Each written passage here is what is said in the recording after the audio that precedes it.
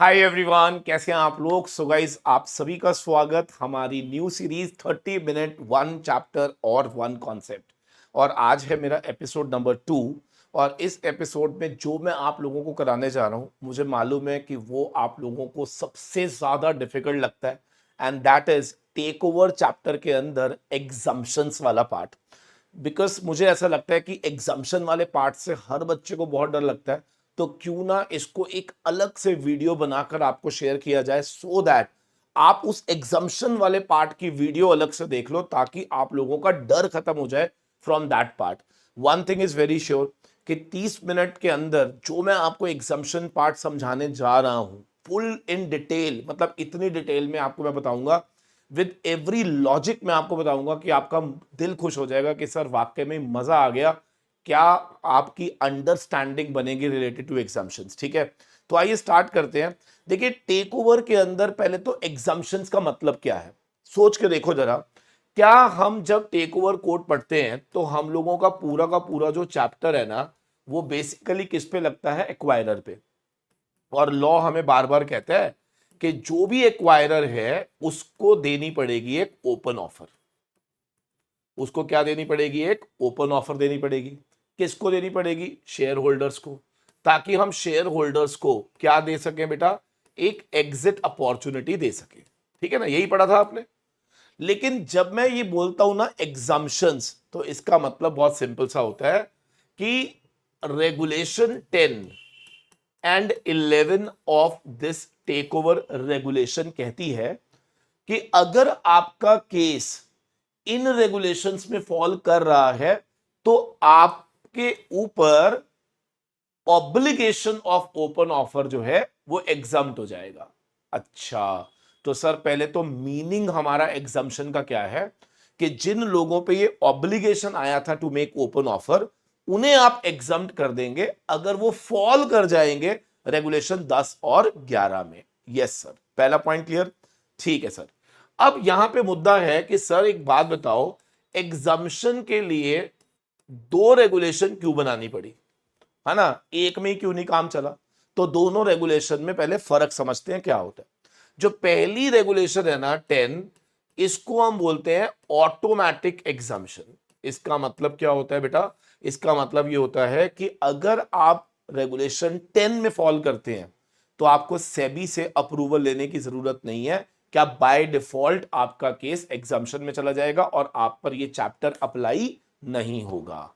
लेकिन दोस्तों, अगर आप मान लो रेगुलेशन 10 में नहीं हो और लेकिन आपको ऐसा लग रहा है क्या कि आपको एग्जम्पशन मिलना चाहिए, तो दोस्तों रेगुलेशन 11 जो है ना वो ये कहता है कि आप सेबी पे पास जाओ और सेबी को एप्लीकेशन दे दो कि सर मुझे एग्जम्पशन मिलनी चाहिए। हो सकता है कि सेबी आपका एग्जम्पशन अप्रूव कर दे। तो इसको बोलते हैं अप्रूवल रूट।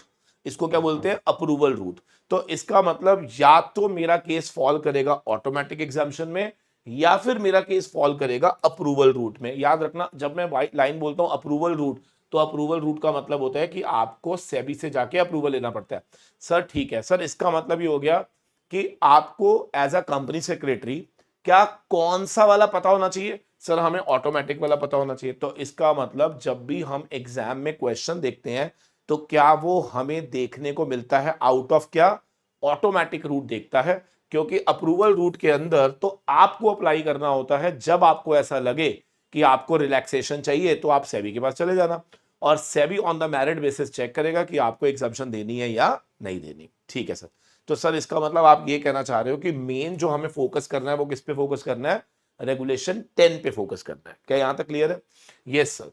तो अगर मैं आपको ये बोलूं ना कि अगर आपको इंटेंट बिहाइंड रेगुलेशन 10 अगर समझ आ जाए तो आप कभी जिंदगी में ये नहीं भूलोगे कि ये एग्जम्पशन बनी कैसे। तो बेटा मैं आपको बताऊं कि इस 30 मिनट के अंदर ना मैं आपको जो भी बताऊंगा ना, उन सभी एग्जम्पशन से पीछे का कुछ इंटेंट पहले जान लेते हैं। ठीक है, इंटेंट समझ लेते हैं क्या है। सर इंटेंट नंबर 1 ये है, लॉ को ऐसा लग रहा है कि अगर जो भी ट्रांसफर्स हो रहे हैं, जो भी ट्रांसफर्स हो रहे हैं उन ट्रांसफर के होने से पब्लिक को बहुत ज्यादा फर्क नहीं पड़ेगा, तो वहां पर एग्जाम्पशन आनी चाहिए। मतलब मान लो दो ऐसे लोगों के बीच में ट्रांसफर हो रहा था जहां पर पब्लिक को ऐसा लगता है कि कोई फर्क नहीं पड़ेगा, शेयर ए के पास हो या बी के पास हो, बात एक ही है। तो ऐसे में लॉ कहता है कि ऐसे ट्रांसफर्स की वजह से अगर मेरा होल्ड 3-1 या 3-2 वाले ऑब्लिगेशन को एक्सीड भी कर जाता है तो भी आपके ऊपर ओपन ऑफर नहीं आएगा। क्या सबको क्लियर है? इसका मतलब कुछ ऐसे ट्रांसफर्स जिनसे गवर्नमेंट को ऐसा लगता है कि पब्लिक को कोई ऐतराज नहीं होना चाहिए। ठीक है सर। दूसरा इंटेंट क्या था इस लिस्ट के अंदर? कहते हैं कुछ ऐसे ट्रांसफर्स होते हैं जो बोनाफाइड ट्रांसफर्स होते हैं।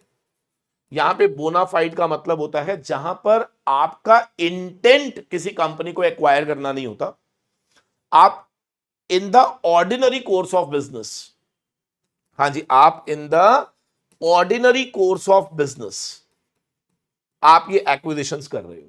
एग्जाम्पल के तौर पे अंडरराइटर, आप मुझे बताओ क्या अंडरराइटर के ऊपर ऑब्लिगेशन होता है शेयर्स को एक्वायर करना अंडर अंडरराइटिंग एग्रीमेंट? बिल्कुल सर। सर हमने आईसीडीआर में पढ़ा था स्टेबलाइजिंग एजेंट, मर्चेंट बैंकर जिसको आप अपॉइंट करते हो एज अ स्टेबलाइजिंग एजेंट, क्या वो भी शेयर्स को एक्वायर करता है? Don't you think that all these acquisitions are being done not with an intent to acquire the company but with an intent just in the ordinary course of business? Yes sir। और क्या intent रहा होगा जब इस तरह के चीजों पर आपको ओपन ऑफर देने की जरूरत नहीं होगी? अब कुछ ऐसे होते हैं जहां पर ऑपरेशंस ऑफ लॉ होता है बेटा, यानी कि अगर acquisition by operation of law आ रहा है या किसी स्कीम के अंतर्गत किसी स्कीम की वजह से ऑटोमेटिकली आपके पास शेयर्स आ जाते हैं, तो यहां पर भी आप पर यह चैप्टर अप्लाई नहीं होना चाहिए। चौथा वेरी इंपॉर्टेंट, जहां पर आपने कुछ नहीं करा, अपने आप ही आपकी वोटिंग पावर बढ़ जाती है, अपने आप आपकी वोटिंग पावर बढ़ जाती है। सर ये कैसे होता है? मैं अभी एग्जांपल दूंगा। मतलब मैंने तो कुछ करा ही नहीं फिर भी मेरी वोटिंग पावर बढ़ गई। एग्जांपल सुनोगे? छोटा सा एग्जांपल देता हूं, जैसे फॉर एग्जांपल बायबैक। अब आप सोच के देखो, मान लो एग्जांपल दे रहा हूं, पहले सुन लीजिए। मान लो कंपनी के टोटल शेयर है 1000 और मेरे पास इस कंपनी के शेयर है 20, तो मेरा होल्ड कितना है बेटा? या 200 शेयर है मेरे पास, मेरा होल्ड कितना है? 20%, है ना। मैं तो 200 शेयर लेके बैठा हुआ हूं, कंपनी के टोटल शेयर 1000 है। अब आप इमेजिन करके देखो कंपनी ने क्या करा, पता है कंपनी ने क्या करा? इन 1000 शेयर्स में से, इन 1000 शेयर्स में से मान लो 200 शेयर का बायबैक कर लिया। तो आप मुझे बताओ आफ्टर बायबैक यहां पे नंबर ऑफ शेयर कितने हो गए? 800। मेरे पास अभी भी कितने हैं? 200। तो यार एक बात बताओ, आपको नहीं लग रहा कि मेरा स्टेक अपने आप 25% हो गया? सर मैंने तो कुछ करा ही नहीं, फिर भी अपने आप ये स्टेक बढ़कर कितना हो गया? 25% हो गया। तो इमेजिन करके देखो, ऐसी बहुत सारी सिचुएशंस होंगी जहां पर आप कुछ नहीं कर रहे फिर भी आपका जो स्टेक है वो बढ़ जाता है। तो दोस्तों लॉ यहां पे कहता है कि इस केस में भी क्या आपको एग्जम्पशन मिलनी चाहिए। ठीक है, यहां पर भी आपको एग्जम्पशन मिलनी चाहिए। तो इसका मतलब ये हो गया कि सर आप ये कहना चाह रहे हो कि रेगुलेशन 10 जो हमें एग्जम्पशन प्रोवाइड कर रहा है उसके बहुत सारे इंटेंट हैं। इंटेंट नंबर 1, जहां पे गवर्नमेंट को ऐसा लग रहा है कि ट्रांसफर से पब्लिक को फर्क नहीं पड़ रहा, जैसे फॉर एग्जाम्पल के तौर पे एक प्रमोटर दूसरे प्रमोटर को मान लो दे देता है, या फिर आपस में इमीडिएट रिलेटिव्स के बीच में ट्रांसफर्स हो रहे हैं। मान लो मुकेश अंबानी सर ने नीता अंबानी को शेयर्स दे दिए, दे आर इमीडिएट रिलेटिव्स, तो उनमें भी कोई प्रॉब्लम नहीं होना चाहिए। तो बेसिकली बात यहां पर ये हो रही है, फर्स्ट केस वो है जहां पर गवर्नमेंट को ऐसा लगता है कि पब्लिक को कोई प्रॉब्लम नहीं है।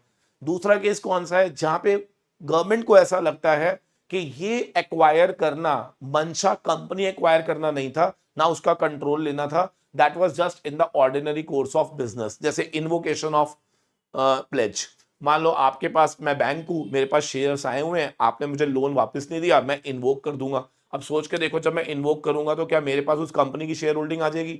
और सोच के देखो, अगर मेरे पास कंपनी की शेयर होल्डिंग आ गई और अगर वो उस लिमिट को क्रॉस कर जाए जो 3132 में है और मुझे ओपन ऑफर देना पड़ेगी, तो मेरे साथ गलत हो रहा है, मैं तो बैंक हूं। क्या बैंकिंग कंपनीज के लिए क्या ये जो काम हो रहा है in the ordinary course of business हो रहा है? तो ऐसे में क्या उनको सेक्शन 10 में, सॉरी रेगुलेशन 10 में एग्जाम्पशन छूट मिलनी चाहिए? बिल्कुल मिलनी चाहिए। इसी तरह से operation of law, operation of law यानी कि ऑपरेशन ऑफ लॉ या स्कीम, स्कीम का मतलब मान लो अमेलगमेशन हो गया या रिहैबिलिटेशन हो गया सिक कंपनीज का, समझ रहे हैं? या फिर कोई भी आईबीसी के अंदर आपका रेजोल्यूशन प्लान अप्रूव हो जाता है और ऐसे में आप किसी कंपनी को रिवाइव करने के लिए उस कंपनी को एक्वायर कर रहे हो, समझ रहे हैं? ये सब क्या है? Due to some operation of loss अगर आपके पास कंपनी के शेयर्स आ रहे हैं तो ऐसे में आपको क्या मिलनी चाहिए? छूट मिलनी चाहिए। ठीक है, ऐसे ही मैंने कहा वोटिंग राइट्स बढ़ रहे हैं बिना कुछ करे, एग्जाम्पल बायबैक हो गया। एग्जाम्पल और मैं आपको देता हूं, अगर आपने कंपनीज एक्ट के अंदर सेक्शन 106 पढ़ा हो, क्या कि अगर कोई आदमी अपनी कॉल पे नहीं करता तो उसके वोटिंग राइट्स कम हो जाते हैं, याद करो। या फिर for feature of the shares हो गया, याद करो ना। इन सबसे क्या होगा? टोटल नंबर ऑफ शेयर कम हो जाएंगे, तो जो दूसरा आदमी है क्या उसकी वोटिंग पावर अपने आप बढ़ जाएगी बिना नए शेयर एक्वायर करे? Yes sir.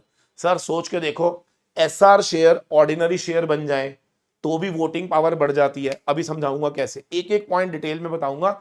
अभी मैं आपको सिर्फ ये बताना चाह रहा हूं कि what is the intent behind regulation 10। तो रेगुलेशन 10 की जो बच्चा इंटेंट समझ जाएगा उसके लिए इसको लर्न करना कंपैरेटिवली आसान हो जाएगा। ठीक है, तो अब इसको कैसे पढ़ना है तो वो मैं आपको बताने जा रहा हूं। ठीक है, सबसे पहले ना, सबसे पहले मैं आप लोगों को 10(2)A पढ़ाऊंगा। ठीक है, फिर उसके बाद 10(3) पढ़ाऊंगा।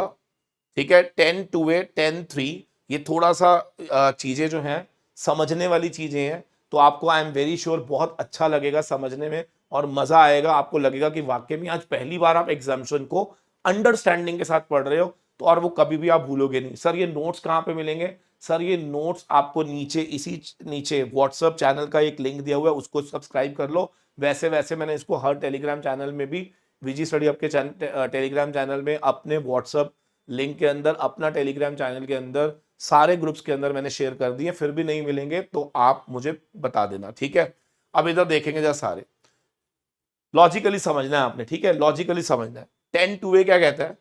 मान लो इंक्रीज इन वोटिंग राइट, मतलब आपका वोटिंग राइट बढ़ गया। क्यों बढ़ा बेटा?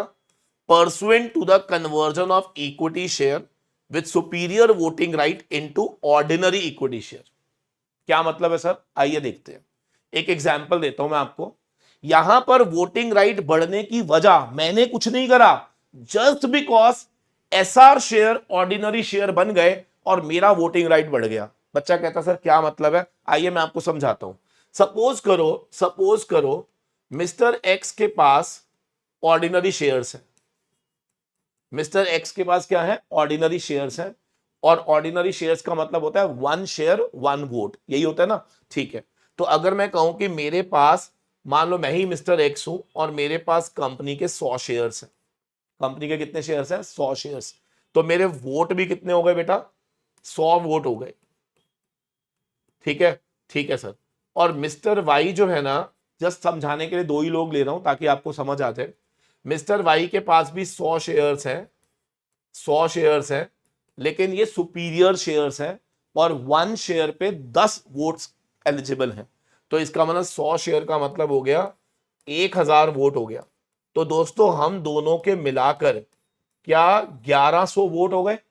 भाई मेरा एक शेयर 1 वोट और एसआर वाले का एक शेयर 10 वोट, मतलब एसआर वाले के पास अगर 100 शेयर होंगे तो उसके 1000 वोट हो गए। तो अगर हम दोनों वोटिंग करें तो टोटल वोट कितने हो जाएंगे? 1100। लेकिन इस 1100 के अंदर मेरा प्रपोर्शन कितना है? बच्चा कहता है सर आपका प्रपोर्शन है 100/1100 इंटू 100।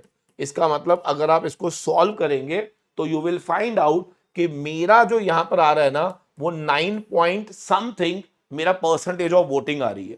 लेकिन अब इमेजिन करो अगर यहां पर ये एसआर शेयर ऑर्डिनरी में कन्वर्ट हो जाए, तो क्या ये 100 शेयर भी क्या 100 वोट के बराबर हो जाएंगे?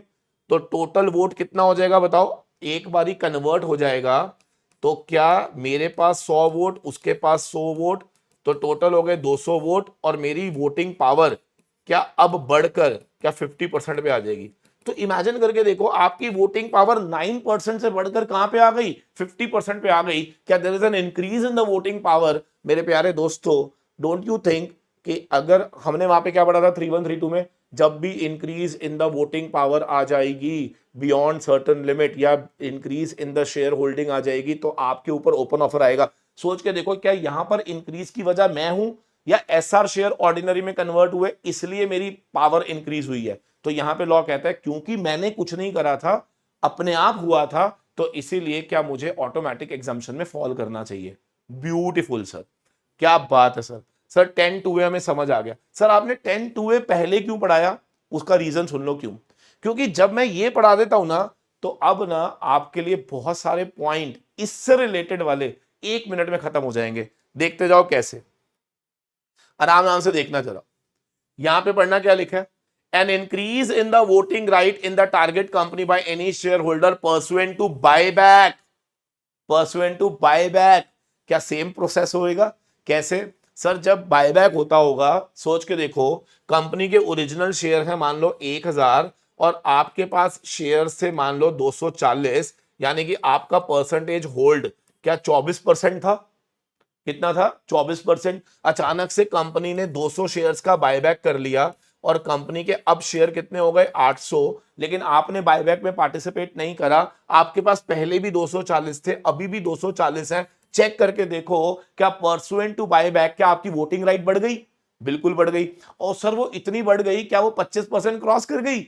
ओ माय गॉड, 3-1 लग रहा है यहां पे। लेकिन लॉ कहता है चिंता मत कर, क्योंकि तूने कुछ नहीं करा था, ये अपने आप बाय ऑपरेशन हुआ था, तो हमें कोई प्रॉब्लम नहीं है, हम तुझे रेगुलेशन 10 में एग्जाम कर देंगे। लेकिन लेकिन लेकिन दोस्त, मेरी बात बस इतनी बात याद रखियो, क्या कि तुझे एक काम करना पड़ेगा, सच शेयर होल्डर रिड्यूस करेगा अपनी शेयर होल्डिंग को, हाँ जी, that his voting fall below threshold limit within 90 days from the closure of the said buyback. मतलब क्योंकि तेरी लिमिट अगर आप चेक करोगे तो अचानक से क्या काफी बढ़ चुकी है 25% से, तो तुझे उसको वापस नीचे लाना पड़ेगा, 90 दिन का तुझे समय मिलेगा।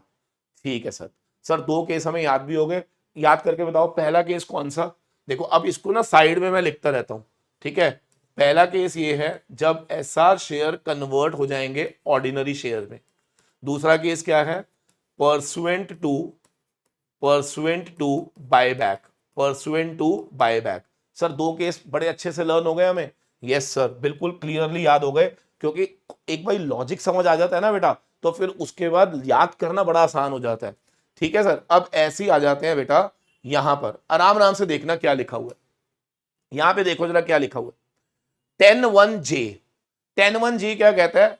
सेक्शन 106। सर 106 में क्या होता है पता है? 106 में ना कंपनी के पास पावर होती है, जिन लोगों की कॉल मनी मान लो पेंडिंग चल रही है, या जिन्होंने कॉल नहीं दिया, तो उनका ना वोटिंग राइट छीन लिया जाता है। अब सोच के देखो, मान लो पहले 10 लोग वोट कर रहे थे, ठीक है, पहले कितने लोग कर रहे थे? 10 लोग, और मान लो 10 वोट आते थे, जिसमें से मेरे पास, अरुण सेतिया के पास 2 वोट होते थे, तो मेरा वोटिंग परसेंटेज कितना था? 20%। ठीक है। अब इन 10 में से अंडर सेक्शन 106 2 शेयर्स को या तो फॉरफिट कर लिया, या उनका वोटिंग राइट मना कर दिया गया। बाय, क्योंकि उनकी कोई कॉल अनपेड है।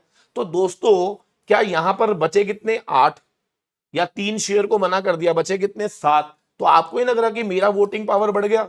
Yes sir. तो अगर वोटिंग राइट बढ़ने की वजह, इंक्रीज इन वोटिंग राइट बढ़ने की वजह pursuant to section 106 of companies act है, तो दोस्तों ध्यान रखना, यहां पर भी लॉ कहता है क्या? सर यहां पर भी लॉ यही लाइन बोलेगा कि आपके ऊपर ओपन ऑफर मैंडेटरी नहीं होती है। Very good. तो सर इसको भी लिख लेते हैं, pursuant to section 106 of companies act. क्या यहां तक क्लियर हो गया? बोलो, ऐसे ही लिख लेना, pursuant to 47 subsection 2 of companies act. ये क्या होता है बेटा, अगर बैक टू बैक 2 साल तक प्रेफरेंस शेयर वालों को अगर डिविडेंड ना दिया जाए तो सर प्रेफरेंस शेयर होल्डर के पास भी क्या आ जाता है, वोटिंग राइट्स आ जाते हैं। क्या यहां पर लिखा हुआ है, तो उस वोटिंग राइट के आने की वजह से भी उन पर किसी तरह का कोई भी ओपन ऑफर अप्लाई नहीं होता है। सर ये पॉइंट कहां लिखा हुआ है, सर ये पॉइंट यहां पे लिखा हुआ है, पढ़ के देखो क्या लिखा हुआ है। एक्विजिशन ऑफ वोटिंग राइट या preference share carrying voting right out of operation of section 47(2) of companies act. Sir क्या बात है सर, 4 पॉइंट तो हमें लर्न हो गए। एक बार दोबारा बताना कौन कौन से पॉइंट लर्न हो गए। सर एक तो आपने बोला परसुएंट टू बायबैक, बट उसके ऊपर कंडीशन है कि 90 डेज के अंदर उसको नीचे करना है। सर एक आपने बोला कि इन केस अगर वोटिंग राइट बढ़ने की वजह superior right converted to ordinary, ठीक है, या फिर सेक्शन 106 या फिर 47(2), इन सब में क्या वोटिंग राइट्स बढ़ जाती है, बट यहां पे बढ़ने की मंशा जो है वो एक्विजिशन नहीं है, क्या वो अपने आप हो रहा है। Yes sir. ऐसी दोस्तों कई बार क्या होता है, डेट रिकंस्ट्रक्शन होता है, डेट रिस्ट्रक्चरिंग होती है। देखिए आरबीआई ने ना कुछ रूल्स बना रखे हैं कि अगर मान लो कोई भी लेंडर यहां पे बैंक्स है, अगर उन्होंने किसी भी कंपनी को डेट दे रखा है और बाद में उनके डेट की रीपेमेंट नहीं हो रही है, तो अंडर डेट रिस्ट्रक्चरिंग उन लोगों को डेट के बदले में शेयर्स मिल जाते हैं, जिससे क्या उनके पास एक्विजिशन ऑफ शेयर होल्डिंग हो जाती है। लेकिन यहां पर लॉ कहता है कि अगर शेयर जो एक्वायर किए गए थे by the lender pursuant to the conversion of debt as a part of restructuring अगर होगा एज पर आरबीआई गाइडलाइन, तो इसको भी हम एग्जम्प्ट कर देंगे। मेरे प्यारे दोस्तों क्या यहां पर एक केस हमारे पास और आ जाता है, कौन बताएगा। सर इसका मतलब है acquisition of shares by lender on conversion of debt. जब डेट को आप क्या कर लेते हो, कन्वर्ट कर लेते हो under debt restructuring scheme guidelines by the RBI. So simple sir, so simple sir, मजा आ गया सर, क्या बात है सर, ये तो बहुत इजी हो रहा है सर। बिल्कुल यहां तक समझ आ गया या नहीं, ठीक है सर, धीरे धीरे ऊपर चलते जाएंगे, मजा आ जाएगा आपको, आराम आराम से देखेंगे। ये सबसे आसान केस है। मुझे बताओ अगर मान लो किसी भी पर्सन के, हाँ जी, किसी भी इनहेरिटेंस या सक्सेशन या ट्रांसमिशन की वजह से एक्विजिशन होता है, तो यार ये कोई इंटेंशन टू एक्वायर थोड़ी ना है। अब सोच के देखो, एक आदमी के पास मान लो ऑलरेडी किसी कंपनी के अंदर अच्छा खासा होल्ड था, मान लो सक्सेशन की वजह से या इनहेरिटेंस की वजह से उसके पास और शेयर आ जाते हैं, क्या उसके ऊपर ऑब्लिगेशन अंडर 3132 लगना चाहिए, नहीं लगना चाहिए, अंडरस्टूड है। तो यहां पर 10(1)(g) किसको माफ करवा रहा है बेटा, जल्दी बोलो, इनहेरिटेंस या फिर ट्रांसमिशन की वजह से, हाँ जी, या सक्सेशन की वजह से। अगर आपके पास शेयर्स जो आ रहे हैं वो इन वजहों से आ रहे हैं, तो भी आपके ऊपर ये वाला लॉ ऑपरेट नहीं करेगा। वेरी गुड सर, अभी हमने कल ही पढ़ा डी लिस्टिंग। मुझे बताओ क्या डी लिस्टिंग जब भी होती है तो क्या प्रमोटर ओपन ऑफर देता है, और ओपन ऑफर देने पे क्या प्रमोटर के पास शेयर्स आ जाते हैं। याद रखना उस पर टेक ओवर का चैप्टर नहीं लगेगा। इसका मतलब pursuant to delisting, pursuant to delisting, pursuant to delisting. I am very sure clear to everyone. Sir बिल्कुल लॉजिकली आपको समझ आ रहा है, यस और नो। यस सर बिल्कुल क्लियर है। अब यहां पे देखेंगे क्या लिखा हुआ है। सर ये 2 पॉइंट है। पहला point acquisition of shares because of resolution plan जो कि अप्रूव्ड अंडर सेक्शन 31, यानी कि या तो आईबीसी या सारफेसी की वजह से अगर आपके पास कोई भी शेयर्स एक्वायर्ड हुए हैं, याद रखना फिर से क्या बोला मैंने, या तो एक्विजिशन की वजह, कौन बताएगा, रेजोल्यूशन प्लान है जो कि अप्रूव किया गया है अंडर सेक्शन 31 ऑफ आईबीसी, या फिर एक्विजिशन की वजह जो था वो सारफेसी एक्ट था। याद रखना सारफेसी एक्ट में अगर आपने शेयर्स एक्वायर करा है या फिर आपने शेयर्स एक्वायर करा है अंडर आईबीसी, जिसमें आपने एक रेजोल्यूशन दिया होगा किसी इनसॉल्वेंट कंपनी को ठीक करने के लिए, और आपका resolution plan section 31 of IBC में अप्रूव हो गया, तो ऐसे में जो भी शेयर्स आपके पास आएंगे उन पर ये प्रोविजन अप्लाई नहीं करेगा। ये ध्यान रखना। क्या सब सबको समझ में आ गया। यस सर, पूरा पूरा पूरा पूरा समझ में आ रहा है, बहुत बढ़िया लग रहा है सर, बहुत बढ़िया लग रहा है सर, क्या ऐसे वीडियोस आप और बनाया करो ना, कितना मजा आ रहा है सर, हम आपको क्या बताएं। इधर देखना जरा, एक्ट, अच्छा पहले इसको पढ़ लेते हैं, क्या लिखा हुआ है, परसुएंट टू एनी स्कीम। अब यहाँ पे स्कीम और अरेंजमेंट का मतलब क्या है, ध्यान से सुनो। मान लो एक कंपनी है जो कि ऑलरेडी सिक इंडस्ट्री में जा चुकी है, ठीक है, और वो सिक इंडस्ट्री को आपने, मतलब सिक को रिवाइव करने के लिए section 18 of sick industrial companies act के अंदर आपने शेयर्स को एक्वायर कर लिया, ठीक है ना, ताकि हम उस सिक कंपनी को क्या करेंगे, रिवाइव करेंगे। तो दोस्तों यहां पर भी लॉ कहता है मुझे कोई प्रॉब्लम नहीं है, अगर एक्विजिशन की वजह परसुएंट टू एनी स्कीम है, अगर एक्विजिशन की वजह परसुएंट टू एनी स्कीम है जो section 18 of sick industrial act के अंदर आ रही है, तो हमें कोई प्रॉब्लम नहीं है।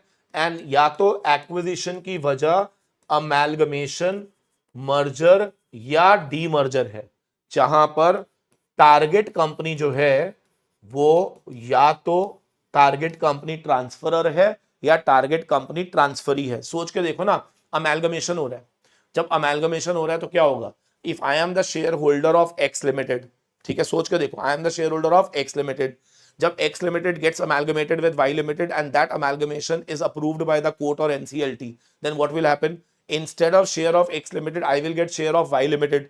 तो जब यहां पर शेयर आ रहे हैं, मेरी मंशा वाई लिमिटेड को एक्वायर करनी थी नहीं, it is just because of amalgamation मेरे पास शेयर आए, तो यहां पर ओपन ऑफर का कोई मतलब ही नहीं बनता, समझ रहे हैं। और सोचो मेरे पास शेयर उतने आ गए जिससे ऑब्लिगेशन टू ओपन ऑफर 3-1 आ रही है, लेकिन आप क्या करेंगे, आपके ऊपर ये अप्लाई नहीं करेगा। रीजन समझाओ क्यों, क्योंकि सर ये सारी चीजें अंडर स्कीम हो रही हैं, मेरी मंशा नहीं है उस कंपनी को एक्वायर करने की। ठीक है, वेरी गुड सर, बहुत बढ़िया सर।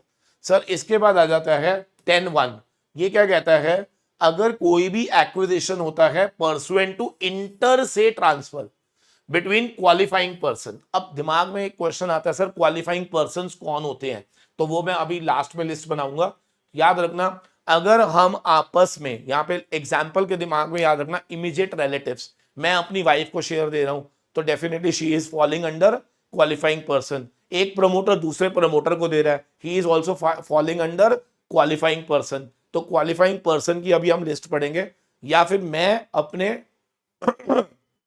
पैक को दे रहा हूं, पैक याद है ना, पर्सन एक्टिंग एज कॉन्सर्ट को दे रहा हूं, तो क्या वहां पर भी ये सब क्वालिफाइंग पर्सन की लिस्ट में आ जाते हैं। And whoever is falling in the list of qualifying person, उनके बीच में जब भी कोई आपस में ट्रांसफर्स होंगे, याद रखना उनके ऊपर क्या मिल जाएगी, आपको एग्जम्पशन मिल जाएगी। ठीक है सर। सर ऐसे ही आ जाता है, 2 पॉइंट हमारे रह गए, ध्यान से देखेंगे 2 पॉइंट और कौन से हैं, acquisition in the ordinary course of business. मैंने आपको पहले ही बताया, जैसे अंडर राइटर हो गया, स्टेबलाइजिंग एजेंट हो गया, है ना, स्टॉक ब्रोकर्स हो गया, ये वो लोग होते हैं जिनके पास आपकी कंपनी के शेयर्स आ जाते हैं, but not because of their have intent to acquire, just because in their ordinary course of business, like invocation of pledge मैंने बताया। तो अभी इसकी भी लिस्ट बताऊंगा कौन कौन सी है। देन आ जाते हैं acquisition in subsequent stages by the acquirer who made public announcement of open offer for acquiring pursuant to the agreement of disinvestment। अब कई बच्चों को ना ये पॉइंट समझ नहीं आता, तो मैं आपको समझाता हूं क्या होता है। देखिए क्या होता है मान लो गवर्नमेंट अपना स्टेक बेचना चाह रही है, ठीक है ना, एक गवर्नमेंट कंपनी है जिसमें गवर्नमेंट चाहती है कि भैया हम अपना स्टेक बेच दे। तो पहली बात तो जब भी कोई गवर्नमेंट अपना स्टेक बेचती है तो उसको बोलते हैं डिसइन्वेस्टमेंट। क्या बोलते हैं, डिसइन्वेस्टमेंट। ठीक है सर। अब गवर्नमेंट जब भी अपना स्टेक बेचेगी तो गवर्नमेंट इनवाइट करेगी आपको कि आप मेरी कंपनी के शेयर्स को क्या कर लो, एक्वायर कर लो, बिकॉज हम डिसइन्वेस्ट करना चाह रहे हैं। लेकिन याद रखना गवर्नमेंट कभी भी एक साथ नहीं बेचती, गवर्नमेंट इसको कैसे बेचती है, स्टेजेस में बेचती है। तो मान लो फर्स्ट टाइम जब आपने इसके अंदर एक्विजिशन करी होगी तो क्या आपने ओपन ऑफर दे दी होगी, ठीक है। लेकिन अब हर थोड़े समय के बाद गवर्नमेंट डिसइन्वेस्ट करेगी क्योंकि वो स्टेजेस में करती है।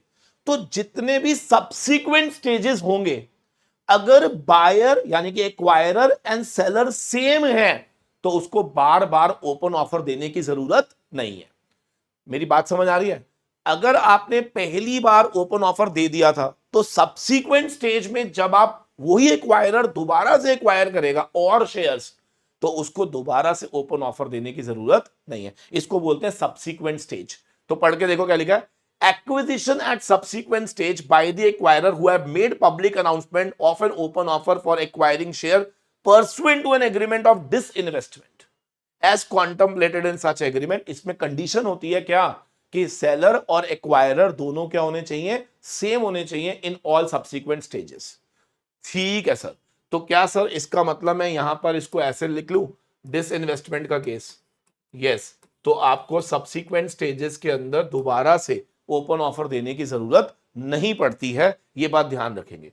तो दोस्तों 10(1)(a) में मुझे आपको बताना है क्वालिफाइंग पर्सन कौन है, 10(1)(b) में मुझे आपको बताना है ऑर्डिनरी कोर्स क्या होता है, 10(1)(c) मैंने आपको बता दिया डिसइन्वेस्टमेंट का केस है, 10(1)(d) मैंने आपको बता दिया स्कीम ऑफ अरेंजमेंट की बात कर रहा है जिसमें अमेलगमेशन आ रहा है और acquisition pursuant to section 18 of sick industrial act की बात हो रही है। ऐसी 10(1)(da) के अंदर हम बात कर रहे हैं आईबीसी की, 10(1)(e) के अंदर हम बात कर रहे हैं सारफेसी की, 10(1)(f) के अंदर हम बात कर रहे हैं डीलिस्टिंग की, जी के अंदर हम बात कर रहे हैं सक्सेशन की, एच के अंदर हम ये बात कर रहे हैं, आई के अंदर हम ये बात कर रहे हैं। ये सब हमने कवर कर लिया, 10(2)(a) भी कवर हो गया, 10(3)(a) भी कवर हो गया।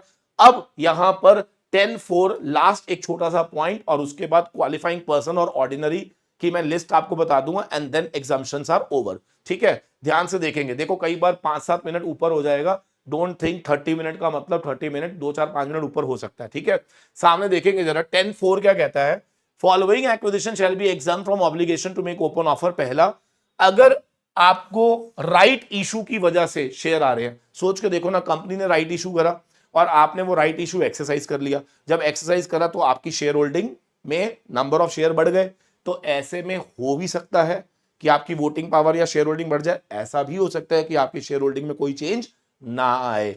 तो वो बेसिकली यही कह रहा है कि इस केस में भी हम एग्जाम्प्ट करेंगे। अगर अगर अगर बायबैक का केस होगा तो भी एग्जाम्प्ट करेंगे, ये हमने पहले ही कवर कर लिया था। ये वाला बड़ा एक इंटरेस्टिंग सा पॉइंट है, ये कई बार बच्चों को समझ नहीं आता, तो जस्ट 1 मिनट इसके ऊपर लगाएंगे क्या लिखा हुआ है। Acquisition of share in the target company in exchange of shares in another target company pursuant to the open offer for acquisition. ये क्या होता है सर, समझ नहीं आया। सर यहाँ पे ना दो टारगेट कंपनी की बात हो रही है, तो मैं आपको पहले समझाता हूं फिर आपको समझ आएगा। मान लो एक कंपनी है एबीसी, इसमें आप ऑलरेडी शेयर होल्डर हो, जिसके पास मान लो मिस्टर अरुण के पास 22% शेयर्स थे एबीसी के अंदर। सिंपल है, ठीक है। अडानी कंपनी का इसमें 23% स्टेक था, ठीक है। अडानी कंपनी ने मान लो इसको एक्वायर करना चाह रही है और अडानी कंपनी ने एक ओपन ऑफर दिया, ठीक है। अडानी कंपनी ने क्या दिया, ओपन ऑफर। प्लीज पहले सुन लीजिए आराम से। अरुण सेतिया के पास, मैंने एग्जाम्पल शायद गलत कोट कर दिया, मैं दोबारा बोल देता हूं। अरुण सेतिया के पास अडानी के 23% स्टेक है और एबीसी का 22% स्टेक है। मेरे पास दोनों कंपनी के स्टेक पड़े हुए हैं, अडानी का भी पड़ा हुआ है और एबीसी का भी पड़ा हुआ है, दोनों का स्टेक पड़ा हुआ है, ठीक है। अडानी कंपनी एक्वायर किसको कर रही है, एबीसी को, यानी कि यहां पे टारगेट कंपनी क्या हो गई, एबीसी। और ओपन ऑफर दी इन्होंने, क्योंकि एबीसी का मैं शेयर होल्डर हूं तो मैंने इस ओपन ऑफर में पार्टिसिपेट करा। सर अगर आपको याद हो तो रेगुलेशन 9 ऑफ टेक ओवर में लिखा था कि एक्वायरर इस कंसिडरेशन को कैश में भी दे सकता है, अपनी कंपनी के शेयर भी दे सकता है।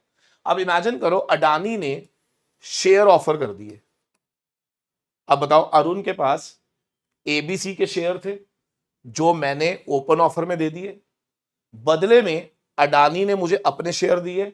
जैसे ही उसने मुझे अपने शेयर दिए, क्या मेरे पास पहले से 23 था और मैं अब पहुंच गया 33% पे, तो क्या 3(1) मुझ पे अप्लाई हो जाना चाहिए, लेकिन नहीं होगा। बताओ क्यों, क्योंकि यहां पर मेरे पास जो शेयर आए मैंने खरीदे नहीं थे, क्या वो मुझे इन एक्सचेंज मिले थे of open offer of the target company.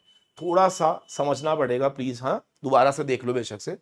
एक शेयर होल्डर के पास अडानी के भी शेयर है, एबीसी के भी शेयर है। अडानी एबीसी को एक्वायर कर रहा था, उसने ओपन ऑफर दिया, मैंने अपने एबीसी शेयर छोड़ दिए और उससे अडानी के ले लिए। जैसे ही मैंने अडानी के लिए, क्या अडानी कंपनी एक तरह से मैंने एक्वायर कर ली, सोचो, अडानी ने एक्वायर करा एबीसी को और मैंने एक्वायर कर लिया किसको, अडानी को। लेकिन यहां पर जब मैंने एक्वायर करा तो मुझ पे ओपन ऑफर जरूरत नहीं है देने की, कारण क्योंकि यहां पर जो मेरे पास शेयर आए वो मैंने खरीदे नहीं थे, वो मुझे pursuant to participating in open offer मिले थे। तो आप पढ़ के देखो क्या लिखा है, acquisition of share in target company. देखो अरुण सेतिया के लिए टारगेट क्या बन गई, अडानी। तो अडानी के अगर मेरे पास शेयर आए हैं in exchange for share of another target company, यानी कि जो मेरे पास अडानी के शेयर आए हैं वो in exchange of share of another target company यानी कि एबीसी के बदले में आए हैं pursuant to the open offer, तो फिर यहां पर मुझ पर ये वाला कॉन्सेप्ट नहीं लगेगा। अच्छा सर सुनो ना, अरुण सेतिया के पास अडानी के आए जिसकी वजह से अरुण सेतिया के लिए टारगेट बन गया अडानी, लेकिन वो मैंने खरीदे नहीं है, इन exchange of shares of another target company in open offer. अच्छा, एबीसी के बदले में अडानी के शेयर आए तो इसीलिए आप पर ये सब्जेक्ट यानी कि ये रेगुलेशन नहीं लगेगी। Yes sir. नेक्स्ट देखेंगे जरा, मान लो मैं प्रमोटर हूं और मेरे शेयर्स किसके पास पड़े हुए हैं, वेंचर कैपिटल फंड के पास या एआईएफ कैटेगरी 1 के पास पड़े हुए हैं या फॉरेन वेंचर कैपिटल इन्वेस्टर्स के पास पड़े हुए हैं। तो प्रमोटर अगर इन लोगों से अपने शेयर एक्वायर करेगा ना तो उस केस में उस पर ओपन ऑफर का कॉन्सेप्ट नहीं आता। ठीक है जी। तो एक बार यहां पे सर लिखना, सर यहां पे लिखना एक राइट इशू, ठीक है, टारगेट कंपनी के शेयर एक्वायर करे इन exchange of another target company, ठीक है, इन ओपन ऑफर। और फिर अगर प्रमोटर एक्वायर कर रहा है वेंचर कैपिटल से, एआईएफ से या फॉरेन वेंचर कैपिटल इन्वेस्टर से, इन सभी केसेस में हम यहां पर एग्जम्पशन अप्लाई कर देते हैं। ठीक है, बस 2 मिनट और, क्वालिफाइंग पर्सन में कौन कौन आ रहा है वो लर्न कर लीजिए। और उसके बाद ऑर्डिनरी कोर्स, ऑर्डिनरी कोर्स तो बड़ा ही आसान है। देखो कैसे, अंडर राइटर, क्योंकि उसके पास अंडर राइटिंग एग्रीमेंट उसको शेयर होल्ड करने पड़ते हैं। स्टॉक ब्रोकर, कई बार क्या होता है कि स्टॉक ब्रोकर क्लाइंट के बिहाफ पर शेयर खरीद रहा है, जब तक क्लाइंट पैसा ना दे देगा वो लियन पे रहते हैं। तो pursuant to the lien, in exercise of the lien over the share purchased on behalf of the client. Merchant banker, जब वो मार्केट मेकिंग प्रोसेस में होता है, आपको याद होगा जब आपने एसएमई पढ़ा था आईसीडीआर के अंदर, तो आपको याद होगा कि एसएमई के अंदर लिक्विडिटी होती नहीं है, तो मार्केट मेकिंग प्रोसेस करने के लिए क्या हम लोगों को मर्चेंट बैंकर को मार्केट मेकर बनाना पड़ता है, और एज अ मार्केट मेकर क्या उसके पास कुछ शेयर्स वो होल्ड करके बैठता है। तो वहां पर भी ये ऑर्डिनरी कोर्स ऑफ बिजनेस का पार्ट है। शेड्यूल्ड कमर्शियल बैंक, जब वो एस्क्रो एजेंट होता है। इन्वोकेशन ऑफ प्लेज, ठीक है, merchant banker acting as a stabilising agent, ये वो सारे केसेस है जहां पर आप शेयर्स को होल्ड कर रहे हो in the ordinary course of business. Sir एक बार दोबारा बताएंगे, under writer, stock broker, merchant banker यहां पर भी आएगा, यहां पर भी आएगा, एज अ स्टेबलाइजिंग एजेंट भी आएगा, और merchant banker as a money market agent भी आएगा। एससीबी यानी कि एज अ, एससीबी कब, जब एस्क्रो अकाउंट बनता है तो एस्क्रो के अंदर मैंने आपको क्या बताया था कि आप अपनी सिक्योरिटीज भी दे सकते हो, ठीक है ना, as an escrow agent. Invocation of pledge, ठीक है, ये सब ऑर्डिनरी कोर्स है।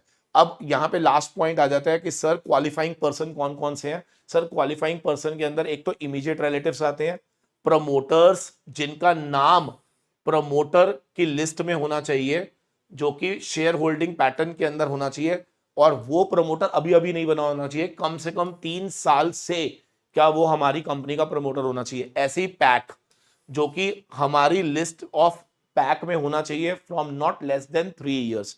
And very important, company. अब कई बच्चों को ना ये वाला पॉइंट समझ नहीं आता कि ये नहीं समझ आया क्वालिफाइंग पर्सन कैसे है। कंपनी, उसकी सब्सिडरी होल्डिंग, अदर सब्सिडरी या पर्सन होल्डिंग मिनिमम 50%। ये मैं थोड़ा सा एक एग्जांपल दे देता हूं ताकि आपको समझ आ जाए, मैंने यहां पे बनाया भी है।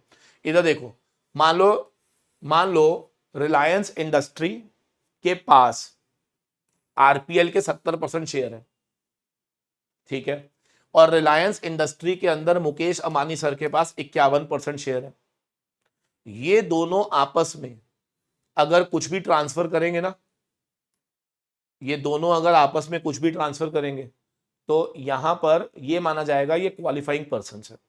मतलब Reliance industry as a share holder of RPL अपने शेयर को किसको दे रही है? मुकेश अंबानी को। समझो मेरी बात को, अगर कोई भी कंपनी शेयर ट्रांसफर कर रही है सब्सिडरीज के साथ, होल्डिंग के साथ, पर्सन्स के साथ, जो मिनिमम होल्ड कर रहे हैं कितना, 50% इन सच कंपनीज, तो इन सभी केसेस में ये सब क्या है? आपस में क्वालिफाइंग पर्सन्स है। ये सब आपस में क्या है? क्वालिफाइंग पर्सन्स है।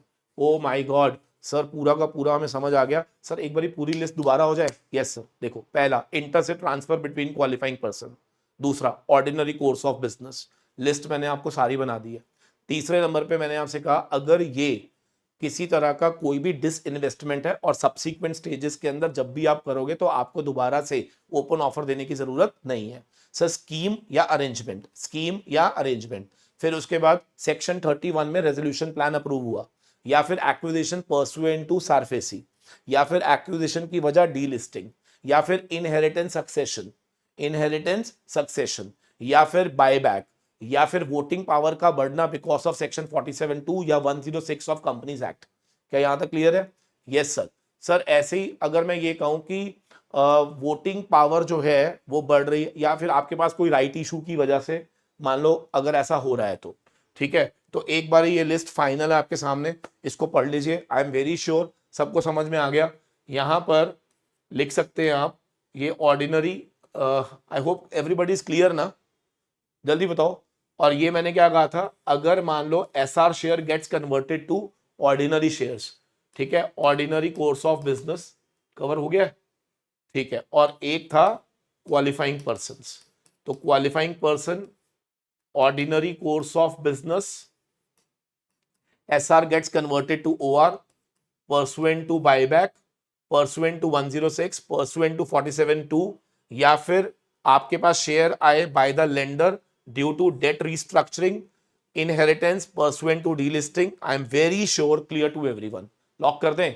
चलो, thank you very much. Comment करके जरूर जाइएगा कि आपको वीडियो कैसी लगी, और बहुत जल्द आपको और भी ऐसी वीडियोस मिलेंगी जो आपको बहुत हेल्प करेंगी डिफिकल्ट कॉन्सेप्ट को रिटेन करने में। ठीक है जी, चलो, thank you very much. Share with all your friends. Thank you very much. God bless you all.